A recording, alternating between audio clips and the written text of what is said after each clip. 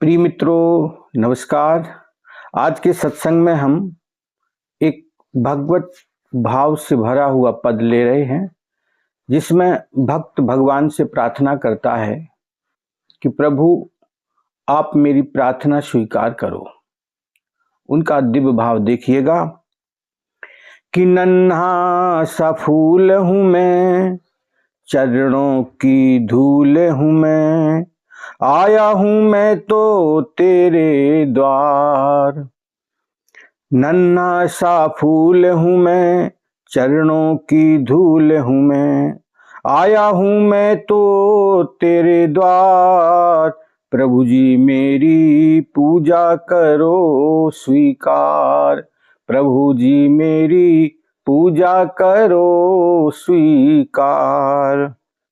गुरुदेव मेरी पूजा करो स्वीकार, गुरु जी मेरी पूजा करो स्वीकार। हो मैं तो निर्गुणिया हूँ, बस इतनी सी बात है। मेरे जीवन की डोरी अब तेरे हाथ है, मेरे जीवन की डोरी प्रभु तेरे हाथ है।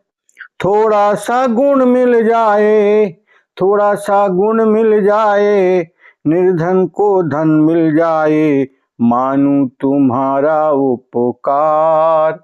प्रभु जी मेरी पूजा करो स्वीकार, प्रभु जी मेरी पूजा करो स्वीकार।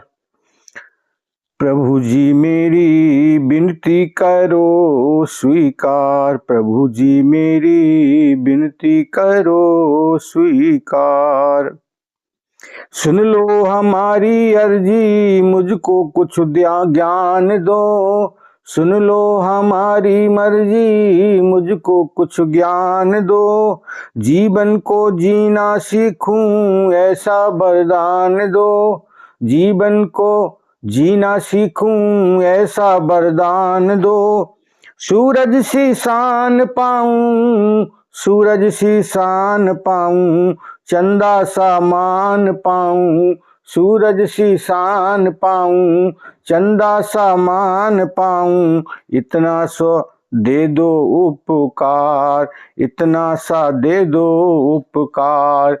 प्रभु जी मेरी विनती सुनो बारंबार, प्रभु जी मेरी पूजा करो स्वीकार, प्रभु जी मेरी पूजा करो स्वीकार।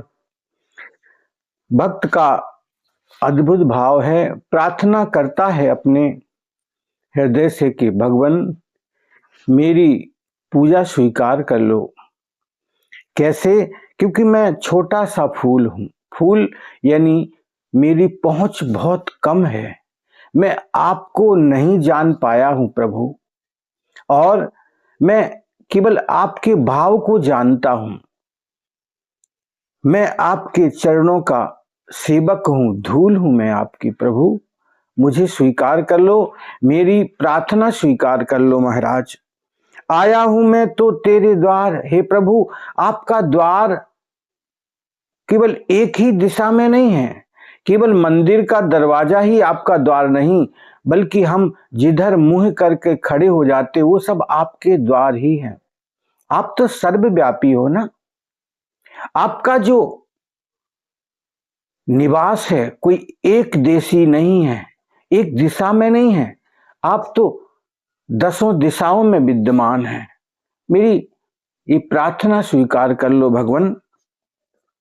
और आपका स्वरूप कैसा है? निर्गुण निराकार, अजन्मा अविनाशी।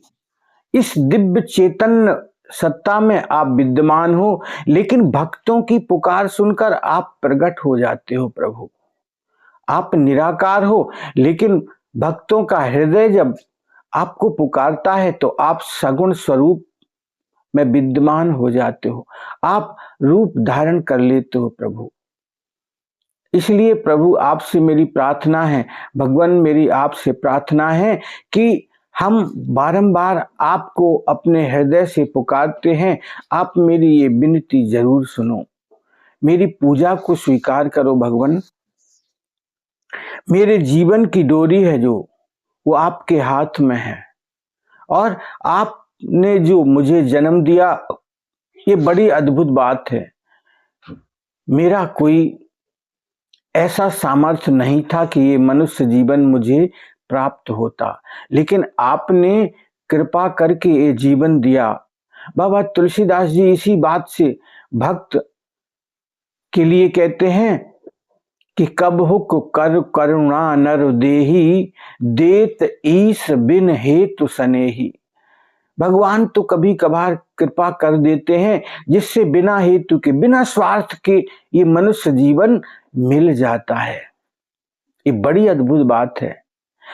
भक्त यही प्रार्थना तो करता है प्रभु आपसे कि आपने कृपा करके मुझे जीवन दिया है, और बस अब आप मेरे स्वीकार करो पूजा को, मेरी हृदय की पुकार को स्वीकार करो।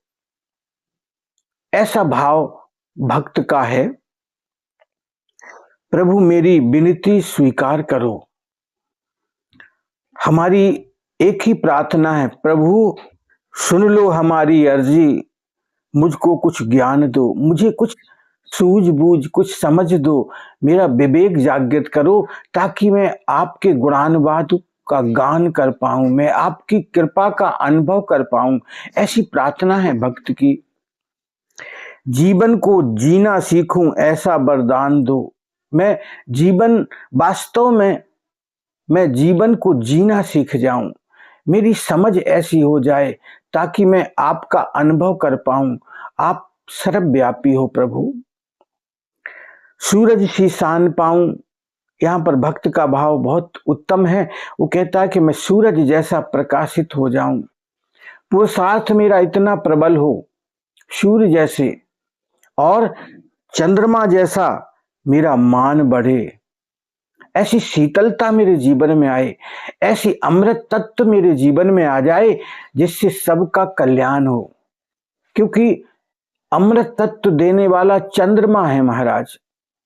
चंद्र से अमृत की किरणें निकलती हैं, सारे पशु पक्षी और वनस्पति सब जीवन पाते हैं, सारा विराट आप्लावित हो जाता है। इसलिए हे प्रभु, मेरा भी जीवन ऐसा आनंदमय मुझे बना दो आप। इतना सा कर दो उपकार, हे प्रभु ऐसा उपकार कर दो ताकि मैं कल्याण के मार्ग पर चलने लगूं, मेरा जीवन आनंद की तरफ बढ़ जाए। ऐसी दिव्य प्रार्थना है भक्त की। यही तो दिव्य जीवन शैली वो मांग रहा है प्रभु से, परमात्मा से प्रार्थना कर रहा कि हे भगवान, आप मुझे ऐसी समझ दो ताकि मेरा विवेक जागृत हो और मैं सद्मार्ग पर चलने लगूं और आपके अनुभव में डूब जाऊं। बस यही उपकार तो आपको करना है, और यह उपकार करने के लिए ही तो आप को पुकारता है भक्त। यही प्रार्थना है भक्त की। इसलिए हे भगवान, आप ऐसी कृपा बरसा दो, ऐसी कृपा कर दो ताकि जीवन आनंदमय हो जाए। और बस यही अद्भुत बात है। इसी प्रार्थना के साथ भगवान के प्रेम में डूबा हुआ भक्त प्रभु को बारंबार विनय करता हुआ जीवन के आनंद की अनुभूति के लिए बार बार प्रार्थना करता है। नमस्कार।